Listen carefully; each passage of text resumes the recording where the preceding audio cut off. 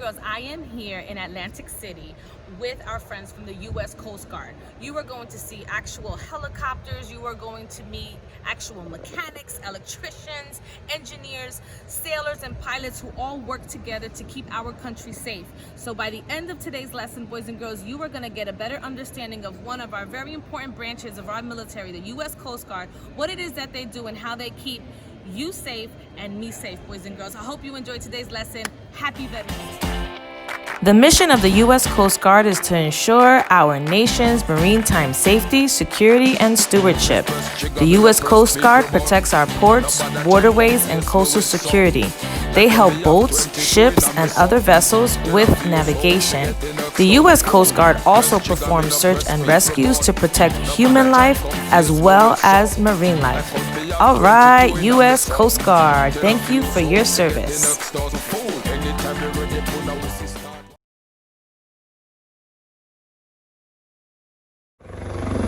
Then that will do damage.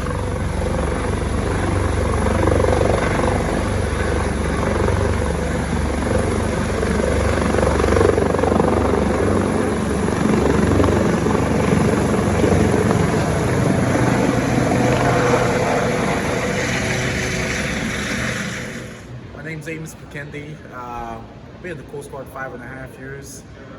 What I do is mainly work on the electrical systems for the boats, the generators, electrical facilities, lighting, and I enjoy the Coast Guard. It's really great, and we miss you guys. I wanted to be there with y'all to read a book, but this time we didn't have the opportunity to do so, but maybe next time we will. So glad to have you, and hi to everyone there at Bullock Elementary School, and Miss Castro is great. Continue to do good. Good stuff. Did you see that, boys and girls? Yeah. Oh, yeah. Please describe your most memorable experience as a sailor. Hi there, my name is EM3 Stuart Bailey. I've served in the Coast Guard for just over 3 years now, and my most memorable experience would be the Northwest Passage on board the Coast Guard cutter Maple.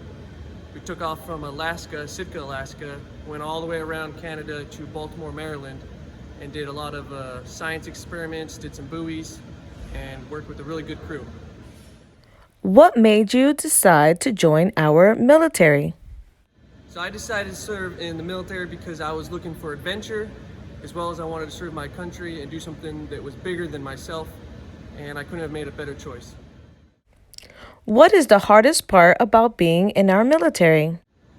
So I'd have to say that the most challenging part with being in the military is getting underway constantly at certain jobs or billets. And what keeps me going through that is my family and the adventure of doing something bigger for the Coast Guard and for the country in a whole.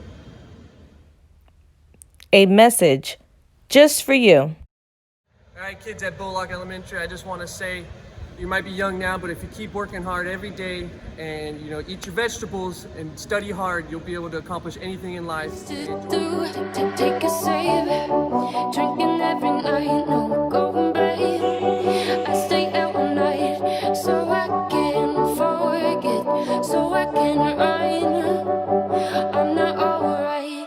All we do is cut on the second place. Now I know I don't wanna play this game.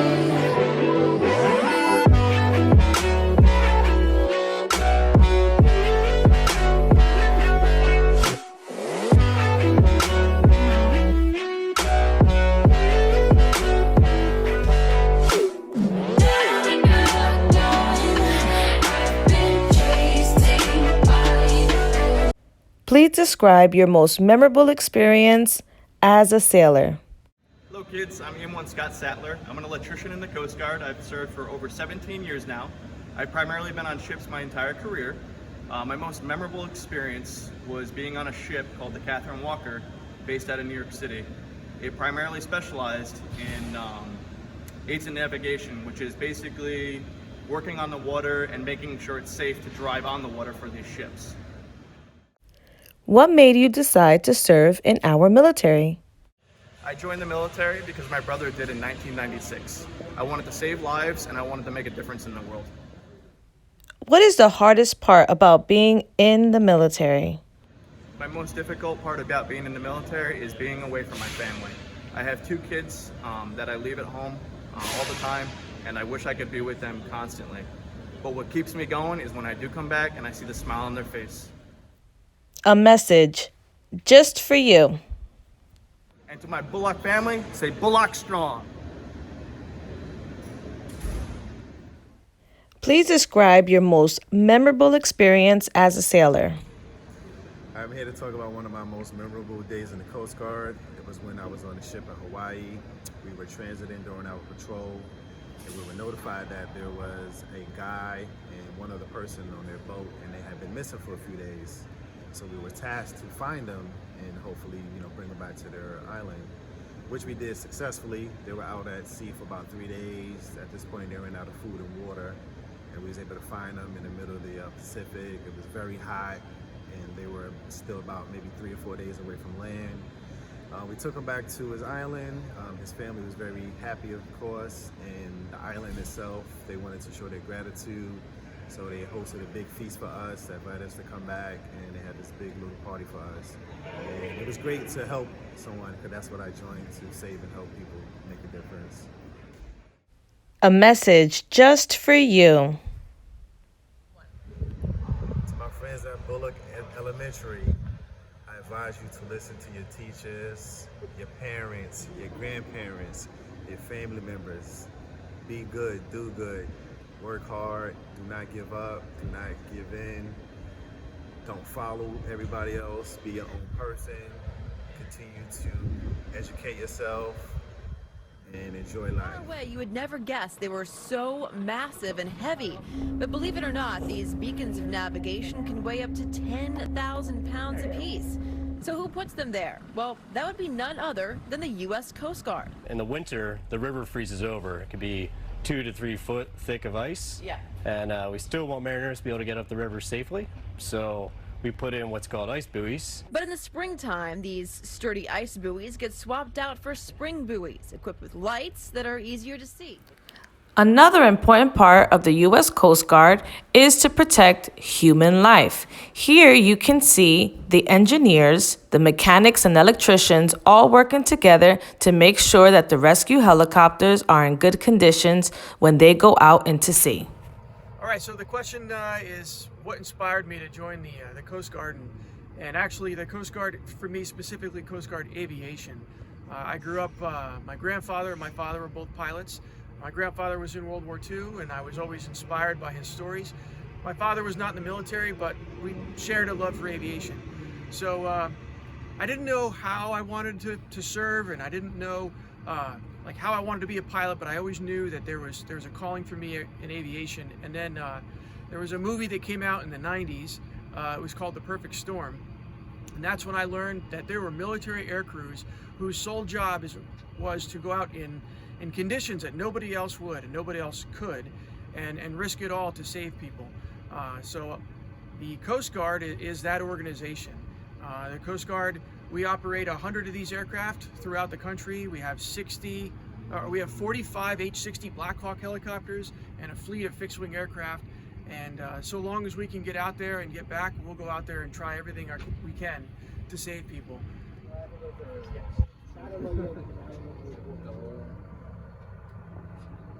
All right, so this is an MH-65D Dolphin helicopter. It's about 33 years old, and it's got close to 20,000 flight hours, which is incredible for a helicopter. As you can see, we do a pretty good job keeping them clean and taking good care of them.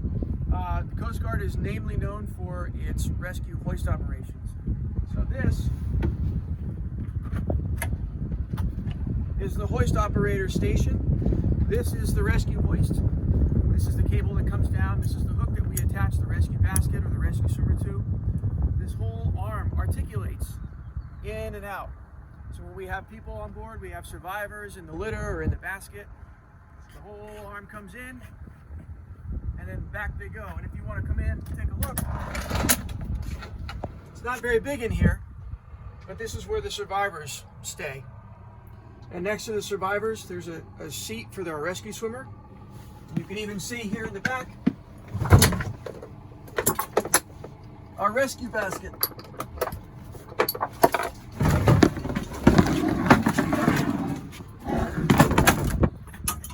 This might look familiar to some. This is what you'd expect to come down if you needed help in the water.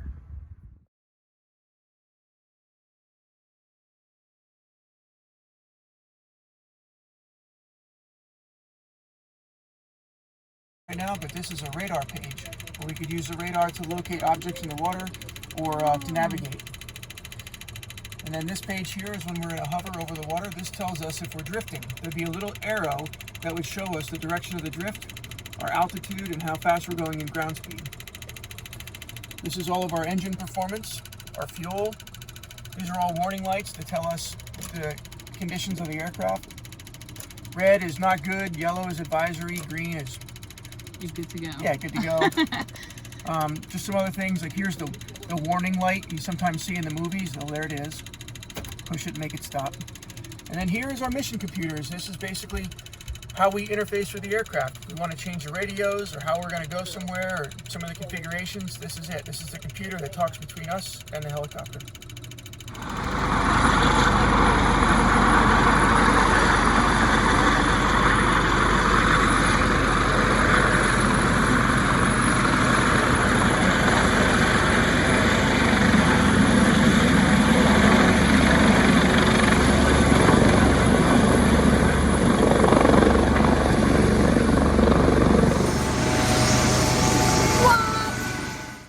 All right, boys and girls, that wraps up our visit to the U.S. Coast Guard Air Station in Atlantic City.